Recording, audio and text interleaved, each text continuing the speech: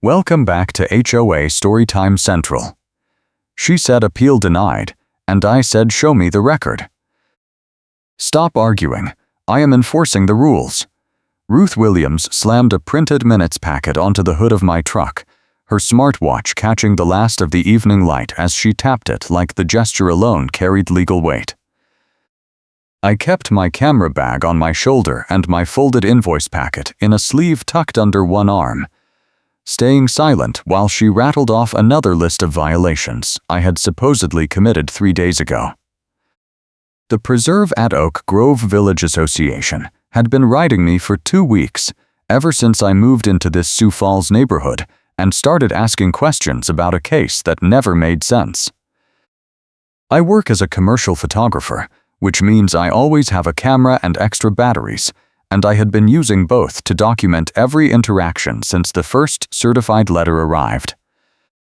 Ruth stood in my driveway that first morning, wearing her gray cardigan and gray bucket hat with the hood up against the cool breeze, waving a laminated policy sheet and telling me my truck was parked 6 inches over the property line. I measured it later. It was not. But by then she had already printed a notice on the spot, complete with a backdated timestamp and a fine schedule that did not match anything in the actual covenants. That was when I started digging, because I recognized the signature detail, a stack of certified mail slips she bragged about sending, all printed on the same batch of labels with identical formatting quirks. 2 years ago, a neighbor named Greg had been forced out after a sudden avalanche of fines and a lien that appeared overnight. The HOA minutes from that time were missing entire meetings, and the only record left was a single paragraph in a summary document that said Greg had violated noise ordinances and failed to maintain his landscaping. Nobody I talked to remembered any noise. Nobody remembered the landscaping being a problem. But Greg was gone, and Ruth had been the landscaping committee lead back then, just like she was now. I am rebuilding after a move and I cannot take more disruption, so when Ruth started the same playbook on me, I decided to reopen the case and figure out what really happened. The first clue came from the management company. I filed a records request for all HOA correspondence related to my address, and what I got back was a thin folder with exactly 4 pages, my move-in packet, 1 general newsletter, and 2 identical violation notices dated 5 days apart. The dates were wrong. I had only been in the house for 3 days when the first notice was supposedly issued, and the second notice referenced a follow-up inspection that never happened. I asked the management rep for the full audit log from the online portal, and she accidentally forwarded me an internal note that said Ruth had been submitting complaints daily, sometimes multiple times a day, and the management company was struggling to keep up. The note included a line that said pattern of complaints and a suggestion to escalate to the board attorney. That was clue number 1. Ruth was flooding the system to create a paper trail that did not exist. Clue number 2 came from the county. I called the zoning office to ask about the truck parking ordinance Ruth kept citing, and the clerk laughed. There is no 6-inch rule in Sioux Falls. The actual city code allows commercial vehicles under a certain weight on residential property as long as they are not blocking the sidewalk or street. I asked for a written confirmation, and the clerk emailed me a 1-page summary with the relevant statute highlighted. Ruth had been quoting a rule that did not exist, and she had been doing it in writing. I printed 3 copies and put them in a binder with tabs, because I knew this was going to get worse before it got better. Clue number 3 was the smoking gun, but I did not realize it yet. I went to the county recorder's office and pulled the full HOA filing history for the Preserve at Oak Grove Village Association. The covenants were filed in 2008, and there were no amendments until 2019. But Ruth had been referencing updated guidelines in every notice she sent me, and those guidelines were dated 2021. I asked the clerk if there were any supplemental filings, and she showed me the digital archive. Nothing. The only documents on file were the original covenants and a 2019 budget amendment. That meant Ruth was enforcing rules that had never been properly adopted, and if Greg had been fined under the same fake guidelines, his case could be reopened. I spent the next 3 days building a timeline. I tracked down Greg through a mutual contact and asked him what had happened. He told me Ruth had started with a noise complaint after he hosted a single backyard barbecue on a Saturday afternoon. Within 2 weeks, he was getting notices for everything. His trash cans were out too early, his lawn was half an inch too tall, his mailbox post was faded. He tried to fight it, but the HOA kept moving the goalposts. First they wanted photos. Then they wanted a certified inspection. Then they said the inspector was not on their approved list. By the time he hired a lawyer, the legal fees were more than the fines, and he just sold the house and left. He still had copies of everything, and he sent me a zip file with over 100 pages of scans. The metadata was the key. Greg had saved everything as PDFs, and when I opened the Properties panel, I saw that every single violation notice Ruth had sent him was created on the same day, March 14, 2023. But the notices themselves were dated weeks apart, starting in February and running through April. She had backdated the entire campaign. I checked the notices she had been sending me, and the pattern was identical. Every notice she printed on the spot had a creation timestamp from days earlier, which meant she was pre-writing them and waiting for an excuse to issue them. That was not enforcement. That was a setup. I needed an ally, and I found one at the local news tip line. I called the main number and explained the situation, and the staffer who answered told me I needed to document everything with timestamps, get witness statements if possible, and file a formal complaint with the state HOA Oversight Board if the management company would not act. She also told me that harassment claims were taken seriously by HOA insurance carriers, and if I could prove a pattern of targeted enforcement, the association's coverage could be at risk. That became my playbook: gather enough proof to make Ruth a liability, then force the board to cut her loose. Ruth did not wait long to escalate. 3 days after my records request, I got a certified letter demanding fees for administrative processing and pretending a guideline was law. The letter claimed I owed $275 for repeated violations and late compliance, and it gave me 5 days to pay or face a lien. I checked the covenants again. There was no provision for administrative fees unless they were approved by a board vote, and the meeting minutes on the HOA website showed no such vote. I called the management company and asked for the board resolution authorizing the fees. The rep said she would check and get back to me. She never did. Instead, Ruth showed up at my house the next morning with a tow truck. I was in the garage sorting camera gear when I heard the diesel engine idling in the street. I walked out and saw Ruth standing next to the driver, pointing at my truck and talking fast. The driver looked uncomfortable, glancing between her and the truck like he was not sure he wanted to be part of this. I walked up and asked what was happening, and Ruth turned on me with her smartwatch raised like she was recording. "Your truck is illegally parked," she said. "You were notified. You did not comply. I am authorized to have it towed." I pulled out my phone and opened the city code confirmation the county clerk had sent me.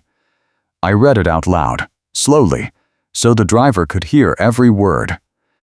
The driver held up one hand and said he was not hooking anything without seeing proof of a valid tow authorization signed by the property owner or a law enforcement officer. Ruth started talking faster, waving her printed minutes packet with no readable text, and insisting the HOA had the authority under the covenants. The driver looked at me and asked if I was the property owner.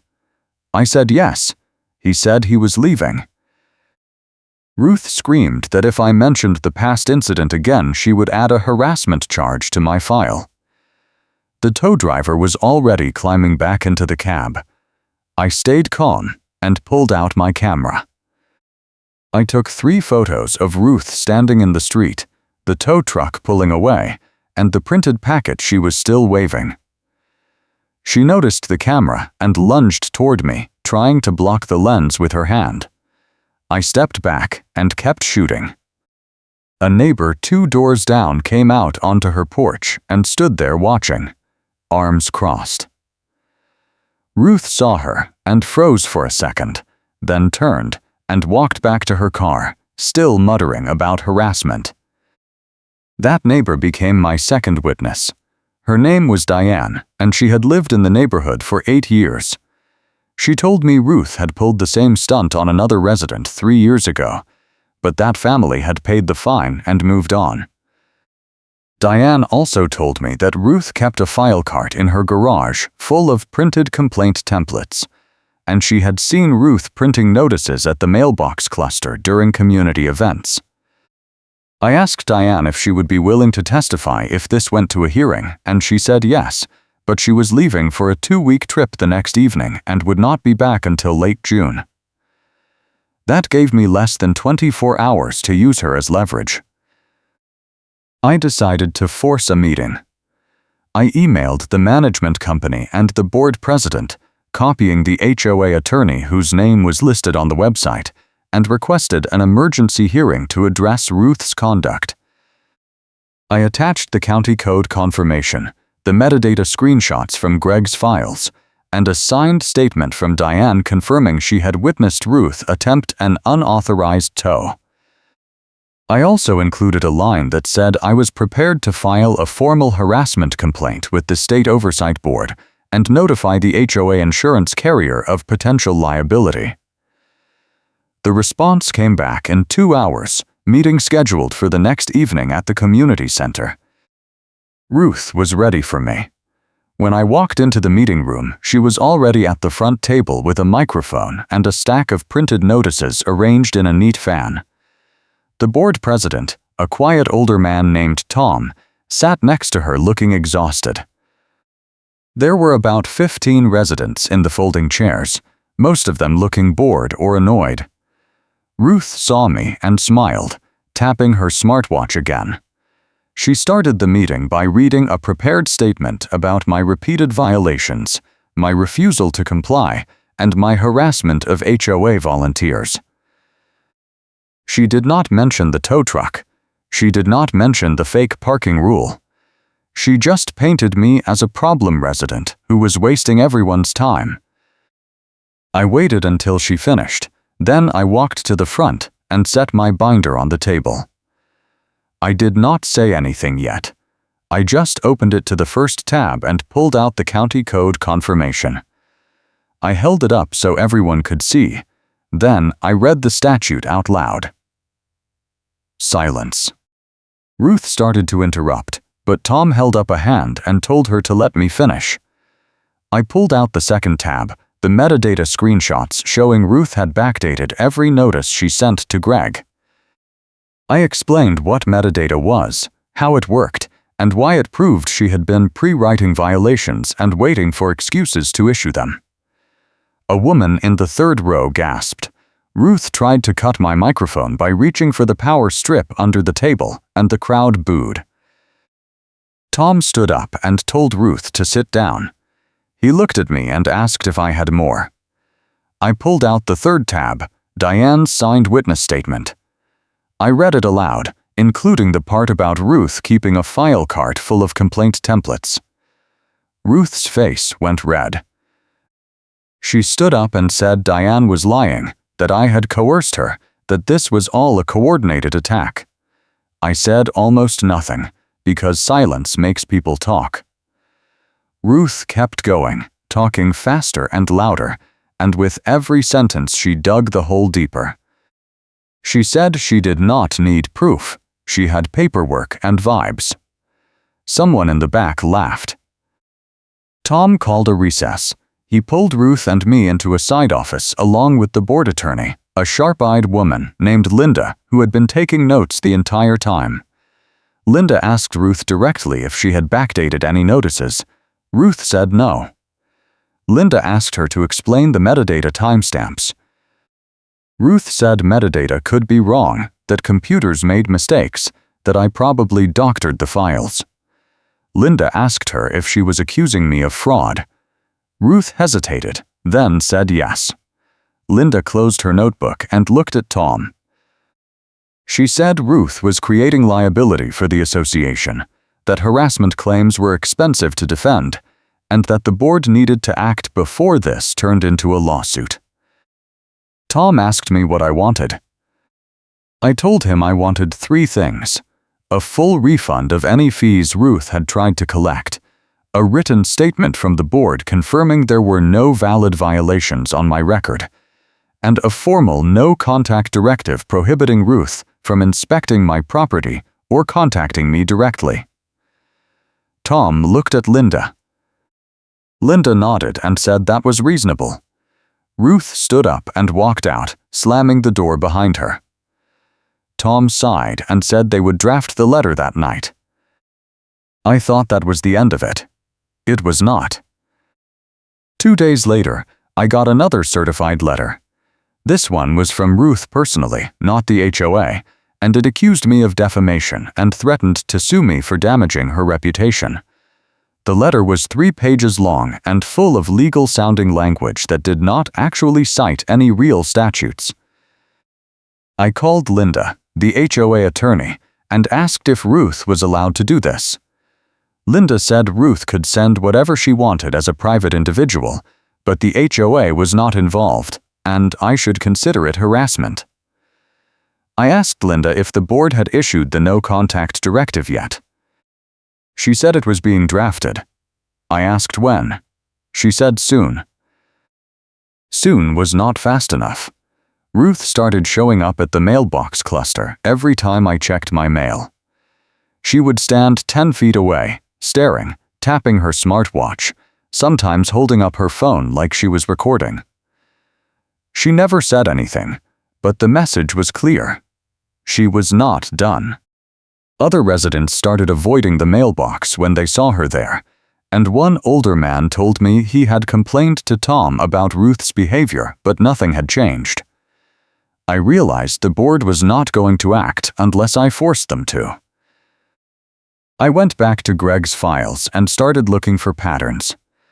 If Ruth had staged violations for Greg and for me, there had to be others.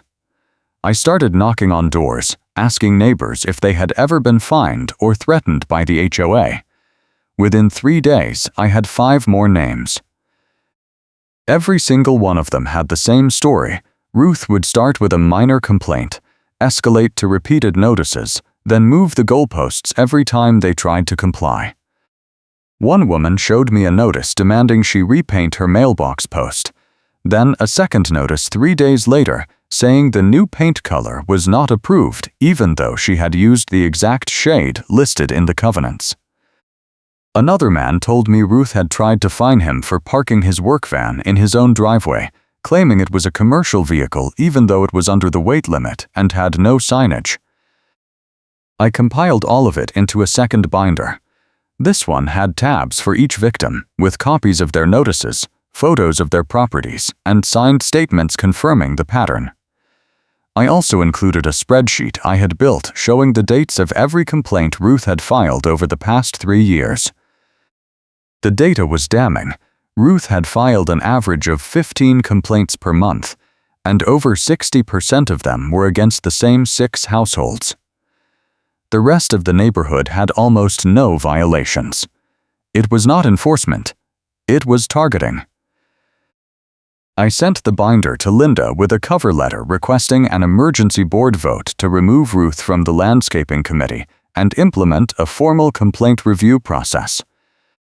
I also sent a copy to the state HOA oversight board with a formal harassment complaint.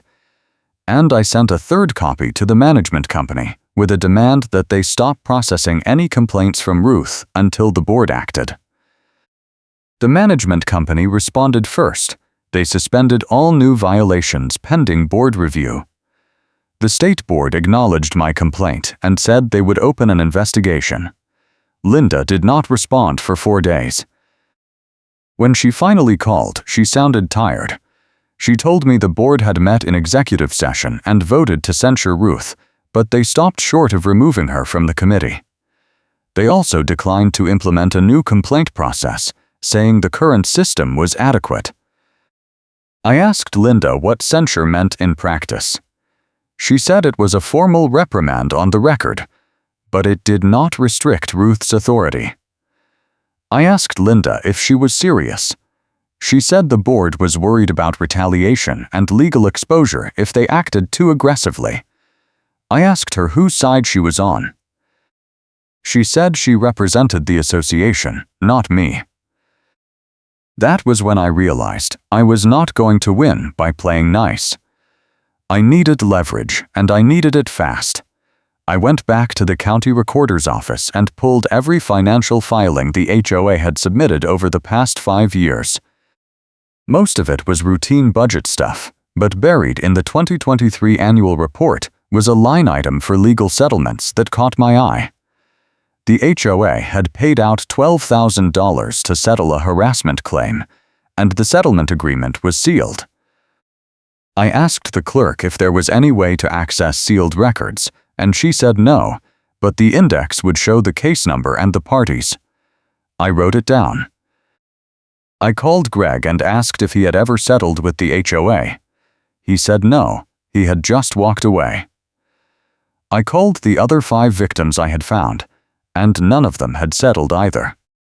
That meant the $12,000 payout was someone else, and if Ruth had been involved in that case too, it would prove a pattern that even the board could not ignore. I needed to find the victim, and I needed to do it before Ruth figured out what I was doing. I started with property records. I pulled every sale in the neighborhood over the past 3 years and cross-referenced them with the HOA violation logs I had copied from the management company portal.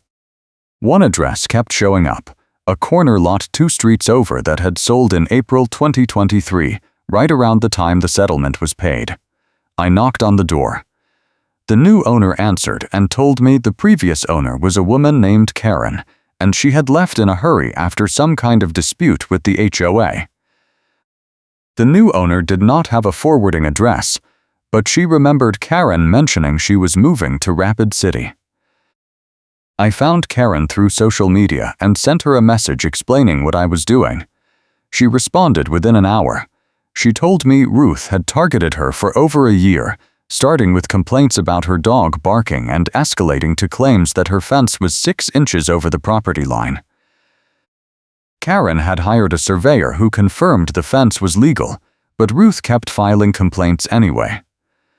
Karen eventually got a lawyer, and the lawyer discovered that Ruth had been filing complaints under fake names to make it look like multiple neighbors were involved. The HOA settled to avoid a lawsuit, and Karen took the money and left. She still had copies of everything, including the fake complaints with metadata showing they were all created from the same IP address. If you are enjoying this story, hit like and subscribe for more HOA nightmare stories. Karen sent me everything. I added it to my binder as a 4th tab, and now I had proof that Ruth had been running the same scam for at least 3 years. She would target a resident, flood them with fake complaints, move the goalposts to make compliance impossible, then force them out through fines or harassment. The HOA had settled once, which meant they knew Ruth was a liability, but they had let her keep going anyway. That was negligence, and it was expensive negligence if I could prove the insurance carrier had been kept in the dark. I called the HOA insurance carrier and asked to speak to the claims department. I explained that I was a homeowner in the Preserve at Oak Grove Village Association, and I was concerned about potential coverage issues related to ongoing harassment complaints. The claims rep asked me to clarify, and I told her the board had censured an officer for harassment but had not removed her or restricted her authority, and there was at least one prior settlement for similar conduct. The rep put me on hold for 5 minutes, then came back and asked me to email her the details. I sent her the binder.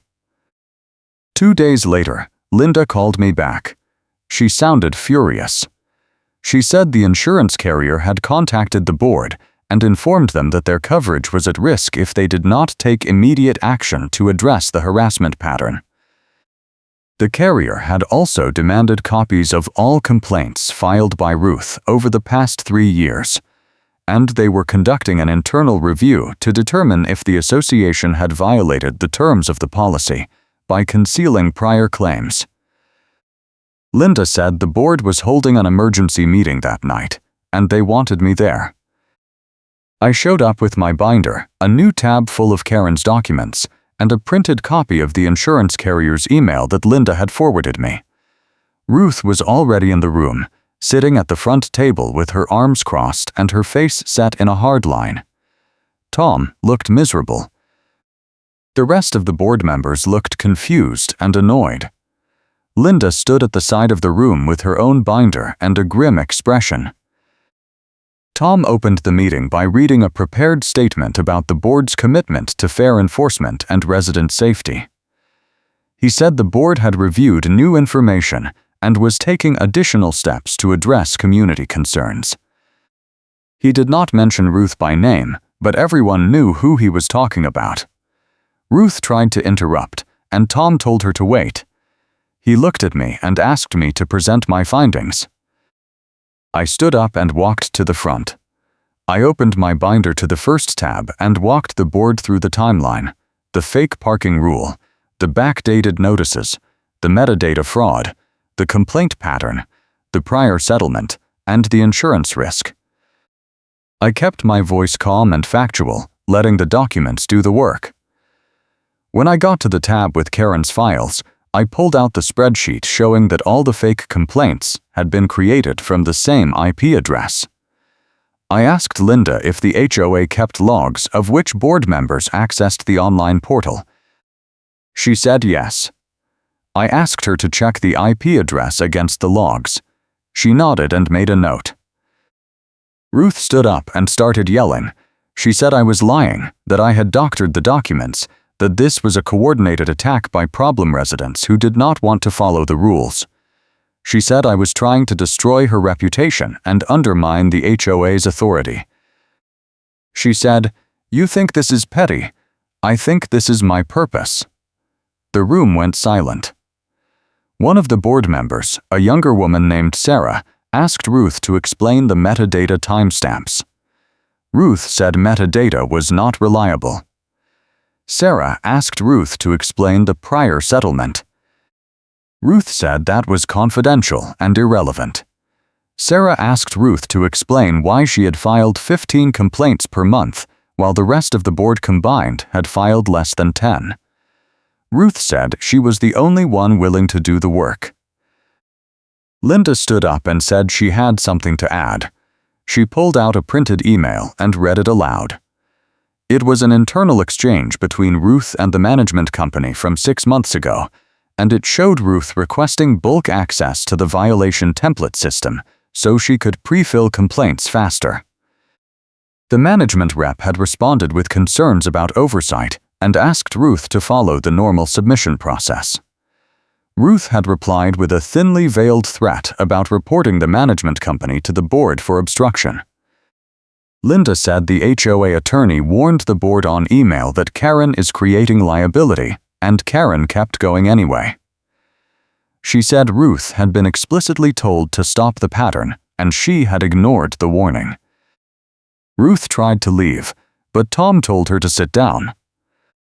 He said the board was voting immediately on 3 motions, removing Ruth from the landscaping committee, prohibiting her from filing complaints without co-signature from another board member, and referring her conduct to the State Oversight Board for formal investigation. Ruth said they could not do that without a full hearing. Linda said the bylaws allowed emergency removal for cause, and harassment plus insurance fraud qualified. The board voted. It was unanimous. Ruth stood up. grabbed her smartwatch and her printed packet, and walked out. She slammed the door so hard the frame shook. Tom looked at me and said the board would issue a formal apology and a written confirmation that all prior violations were voided. He also said the HOA would pay my filing fees if I agreed to drop any further legal action. I asked about the no contact directive. He said it would be in writing by the end of the week. I said that was acceptable. I thought that was the end. It was not. Ruth did not stop. She could not file complaints anymore, but she could still show up. She started parking her car at the mailbox cluster and just sitting there, watching. She would drive past my house 3 or 4 times a day, slowing down as she passed. She started attending every board meeting, sitting in the front row with her arms crossed, staring at Tom and Linda.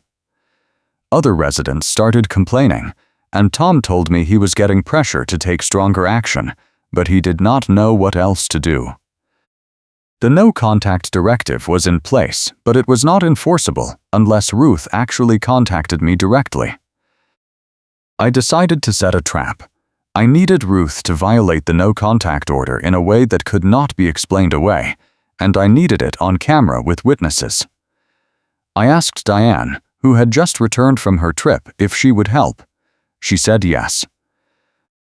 I also reached out to 2 other neighbors who had been targeted by Ruth in the past, and they agreed to participate. We planned it for a Saturday afternoon at the hardware store on the edge of town, a public location where Ruth liked to shop. I parked my truck in the hardware store parking lot and went inside to buy supplies for a small fence repair. I took my time, making sure I was visible through the windows. Diane and the other 2 neighbors parked nearby and waited. Ruth showed up about 20 minutes later, right on schedule. She saw my truck and parked 3 spaces away. I watched through the window as she pulled out her phone and started tapping. I paid for my supplies and walked out. Ruth got out of her car and walked toward me, holding her phone up like she was recording. I stopped and waited, keeping my hands visible and my expression neutral. Diane got out of her car and started walking over, along with the other 2 neighbors. Ruth saw them and hesitated, but she was already committed.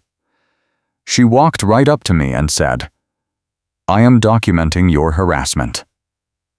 This is the 3rd time this week you have followed me." I said nothing. Diane stepped between us and said, "Ruth, you need to leave. He is not following you. You followed him here." Ruth tried to push past Diane, and Diane held up her phone. "I am recording this," Diane said. "You are violating the no contact order right now." Ruth lunged toward Diane, trying to grab the phone. One of the other neighbors, a tall man named Rick, stepped forward and told Ruth to back off. Ruth turned on him and started yelling about harassment and conspiracy. A hardware store employee came out and asked if everything was okay. Rick said we were fine, but Ruth was not leaving us alone. The employee looked at Ruth and said, "Ma'am, I am going to have to ask you to leave. This is a private lot, and you are causing a disturbance." Ruth's face went red. She turned back to me and said, "You think you won, but I have proof. I have an HOA insurance document showing their coverage is at risk because of harassment claims." She said it like it was a trump card, like she had been holding onto it this whole time. I smiled and pulled out my folded invoice packet from my sleeve. I opened it and showed her the top page, a copy of the same insurance document along with the carrier's email to the board, and a cover letter from Linda confirming that Ruth's conduct had triggered the review. I hand copies to my ally first. Then we present together so Karen cannot isolate me. Diane already had a copy. So did Rick. So did the hardware store employee, who Ruth had yelled at during a prior incident and who was more than happy to see her exposed. Ruth's printed packet started to slip from her hands as a gust of wind picked up. She tried to grab it, but the pages scattered across the parking lot, tumbling over the asphalt in a chaotic spiral. Ruth ran after them, yelling, while the rest of us just stood there watching. The hardware store employee shook his head and went back inside. Diane looked at me and said, "I think you got her." I called Linda the next morning and sent her the videos from the parking lot. She forwarded them to the board and to the State Oversight Board. 3 days later, I got a letter from the HOA attorney confirming that Ruth had been removed from all committees, banned from attending board meetings except as a resident, and referred to the state for formal sanctions.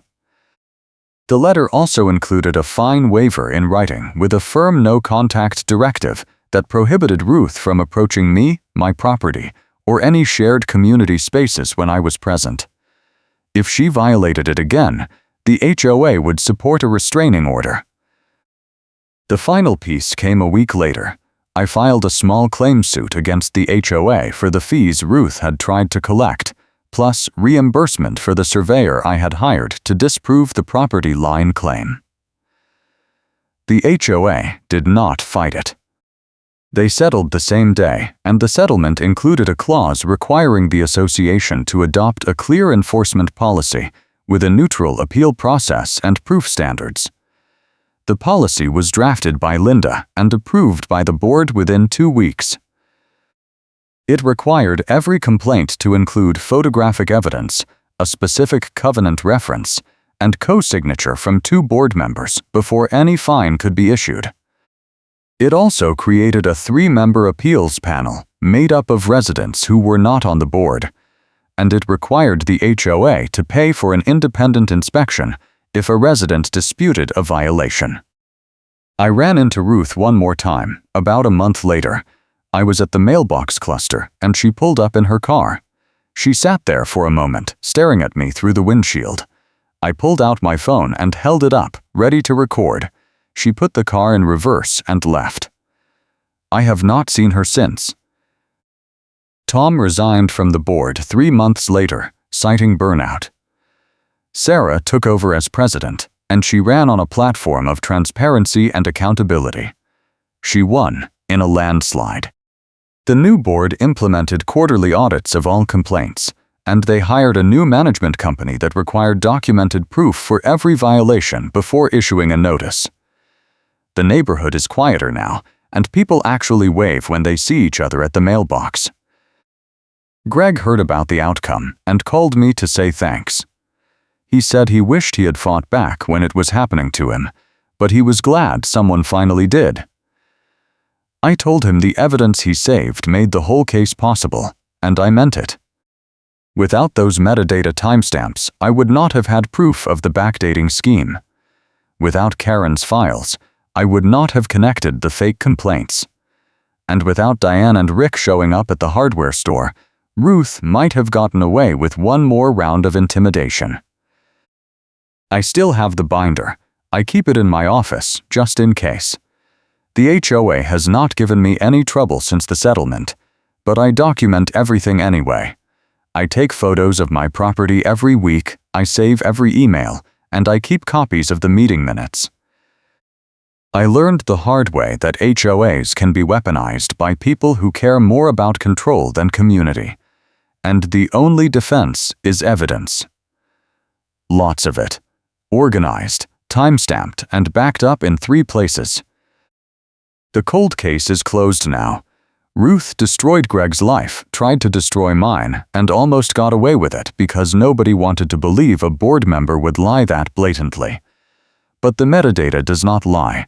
The timestamps do not lie. And when you stack up enough proof, even the people who want to look the other way cannot ignore it anymore. I see Karen's files whenever I open the binder, and I think about all the other neighborhoods where someone like Ruth is doing the same thing right now. Flooding the system with fake complaints, backdating notices, moving the goalposts, targeting the people who push back. And I think about the residents who just pay the fine and move on because fighting seems too hard. I get it. I almost did the same thing. But I am glad I did not. The insurance document was the real trump card, but it only worked because I had already built the case. The metadata, the prior settlement, the complaint pattern, the witness statements, the videos from the parking lot. All of it together made Ruth a liability the HOA could not afford to ignore. And once the board realized their coverage was at risk, they had no choice but to act. That is the lesson. Make yourself too expensive to ignore, and make the evidence so airtight that they cannot explain it away. The Preserve at Oak Grove Village Association is different now. The new enforcement policy is not perfect, but it is a hell of a lot better than what we had. Complaints go through a real review process. Residents can appeal. The board has to show proof before they issue a fine. And Ruth Williams is out. She still lives in the neighborhood, but she keeps to herself. She does not go to meetings. She does not file complaints. She does not stare at people from the mailbox cluster. The no-contact order worked, and so did the public humiliation at the hardware store. I still take photos of everything. I still save every email. I still check the HOA portal every week to make sure no mystery complaints are piling up. But I sleep better now, and I do not flinch when I see a certified letter in the mailbox. I know how to fight back, and I know the system can be beaten if you have the proof and the patience to see it through.